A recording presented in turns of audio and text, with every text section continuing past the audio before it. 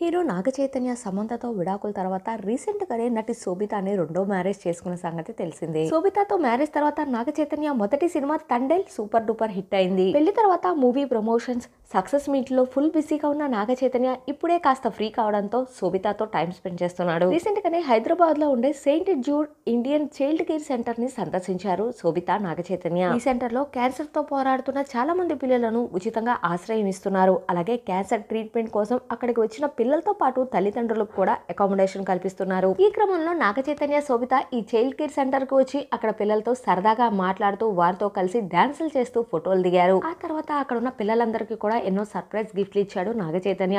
ఇలా నాగచైతన్య శోభిత అక్కడికి వెళ్ళడం, పిల్లలతో కలిసి కాస్త టైం స్పెండ్ చేస్తున్న కొన్ని బ్యూటిఫుల్ మూమెంట్స్ ని శోభిత సోషల్ మీడియా వేదికగా షేర్ చేసుకుంది. ప్రస్తుతం ఈ న్యూ కపుల్ చేసిన ఈ పనికి ఎంతో మంది సెలబ్రిటీస్ అభిమానులు ప్రశంసల వర్షం కురిపిస్తూ కామెంట్స్ పెడుతున్నారు.